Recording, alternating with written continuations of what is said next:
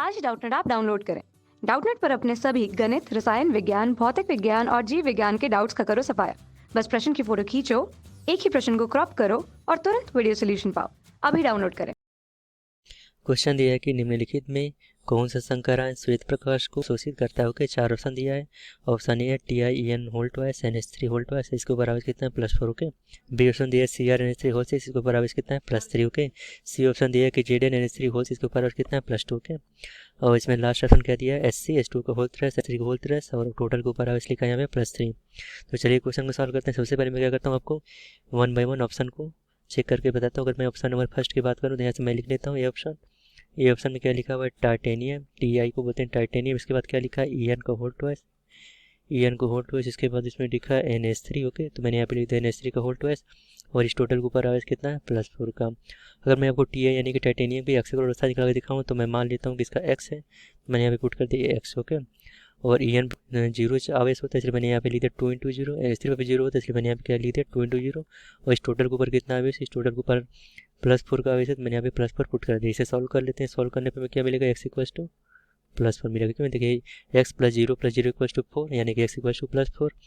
x = +4 आने का मतलब क्या है कि TI के ऊपर कितना आवेश आएगा, +4 का आवेश आ जाएगा। ओके, अब मैं क्या करता हूँ कि आपको TI यानी कि टाइटेनियम का इलेक्ट्रॉनिक विन्यास लिख के दिखाऊंगा। तो यहाँ पे क्या आता है, यहाँ पे आएगा आर्गन। उसके बाद देखिए, अगर मैं टाइटेनियम की बात करूँ तो टाइटेनियम का परमाणु क्रमांक क्या होता है, इसका परमाणु क्रमांक होता है 22। ओके, तो अगर मैं जनरल केस में बात करें, केवल टाइटेनियम के इलेक्ट्रॉनिक विन्यास की बात करें तो इसका होता है आर्गन, उसके बाद आता है 4s2, फिर होता है 3d2। ओके, और हम इलेक्ट्रॉन कितने निकाले, 4 इलेक्ट्रॉन निकालने, यानी कि 4s से तो 2 इलेक्ट्रॉन चला जाएगा, नहीं 4s2 तो टोटली गायब हो जाएगा और हमारे पास बचा के भी तक 3d2, और 3d2 वाला भी इलेक्ट्रॉन चला जाएगा, यानी कि हमें TI4 का जो मिलेगा इलेक्ट्रॉनिक विन्यास कुछ इस तरीके से मिलेगा, केवल आर्गन का मिलेगा। ओके, तो ये हमारा स्ट्रक्चर कुछ इस तरीके से हो गया।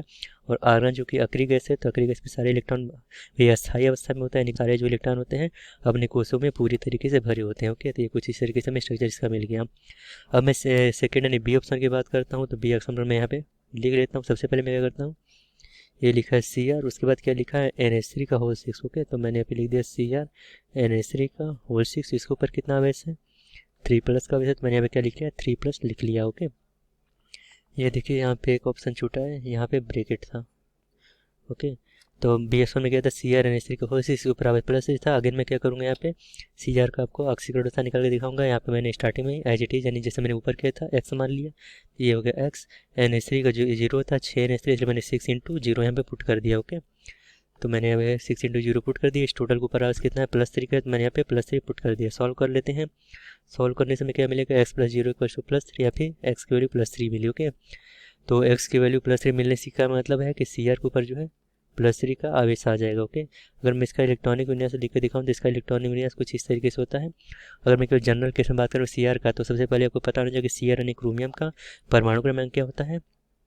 क्रोमियम का अगर परमाणु क्रमांक की बात करिए तो इसका होता है 24। इसे चीज़ आपको याद होनी चाहिए, यानी क्रोमियम का परमाणु क्रमांक 24 होता है, यानी कि इसका इलेक्ट्रॉनिक विन्यास आर्गन आता है, फिर 4s2 आता है, और उसके बाद क्या आता है 3d4 आता है। ओके, सॉरी, इसका आता है 4s1 आता है, उसके बाद क्या आता है 3d5 आता है। ये एक एक्सेप्शन केस होता है जिसमें कि 4s में 1 इलेक्ट्रॉन आता है 4s में, और 3d में 5 इलेक्ट्रॉन आ जाता है। ओके, तो इसका इलेक्ट्रॉनिक केवल Cr का पर इलेक्ट्रॉनिक विन्यास होता है आर्गन, उसके बाद आता है 4s1 3d5। हमें इलेक्ट्रॉन कितने निकालने हैं, +3 का मतलब 3 इलेक्ट्रॉन निकालने, तो 4s1 में से 1 इलेक्ट्रॉन चले जाएगा और 3d5 में से 2 इलेक्ट्रॉन जाते हैं, यानी कि हमें क्या मिलता है 3d3 मिलता है। ओके, यहाँ से हमें क्या मिलेगा 3d3। ओके, एक बार फिर से मैं क्रॉस चेक कर लेता हूँ।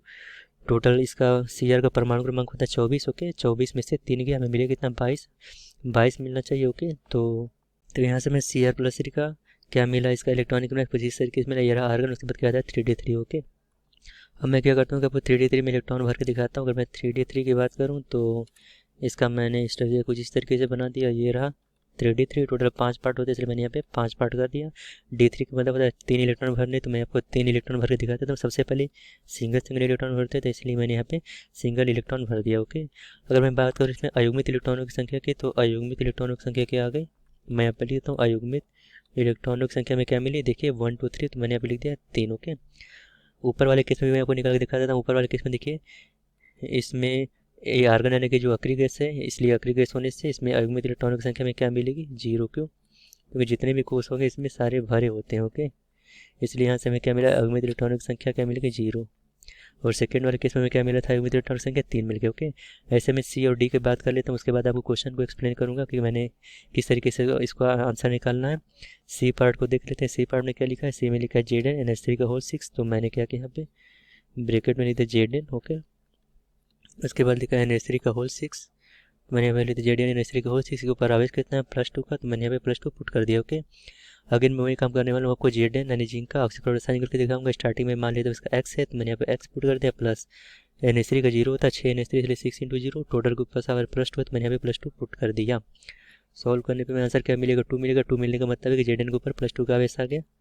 ओके, तो जेड के ऊपर मैंने यहाँ पे +2 लिख देगा। अगर आपको इसका इलेक्ट्रॉनिक विन्यास लिख के दिखाऊँ तो इसका इलेक्ट्रॉनिक विन्यास कुछ इस तरीके से होता है। सबसे पहले आता है आर्गन, उसके बाद क्या आता है 3D10 आता है। ओके, तो 3D10 में भी आपको मैं इलेक्ट्रॉन भर के दिखा देता हूँ। ये रहा 3D10 का स्ट्रक्चर, ये 3D10। ओके, तो मैं यहाँ पे लिख देता हूँ 3D10।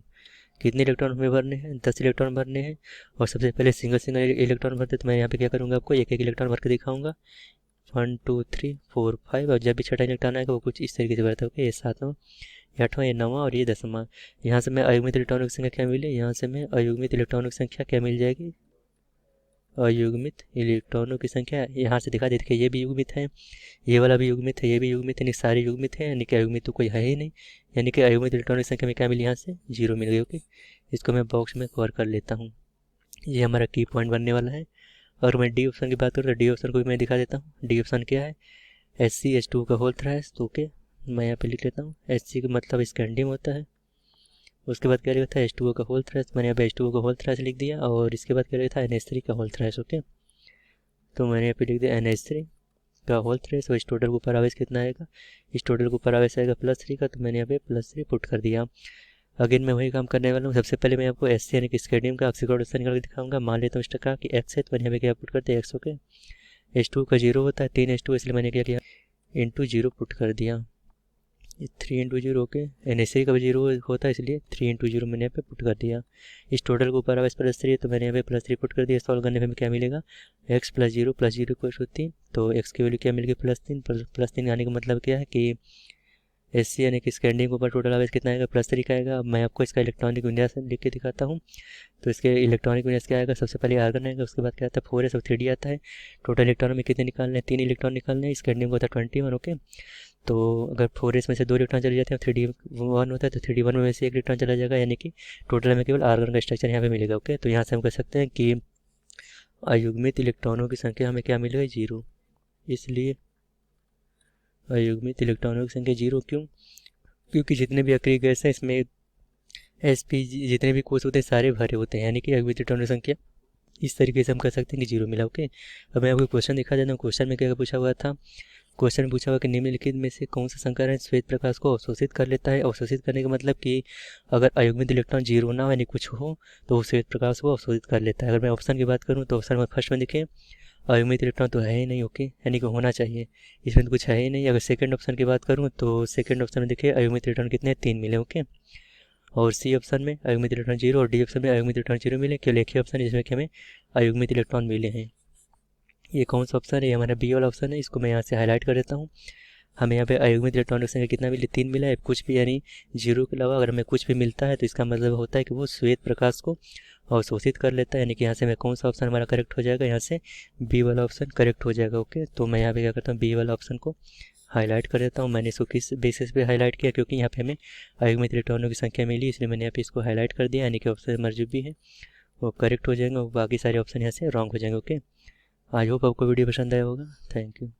कक्षा 6ठी से 12वीं से लेकर नीट IIT JEE वो एडवांस के लेवल तक 1 करोड़ से ज्यादा छात्रों का भरोसा। आज ही डाउनलोड करें डाउटनेट ऐप या व्हाट्सएप करें अपने सारे डाउट्स 8400 400 400 पर।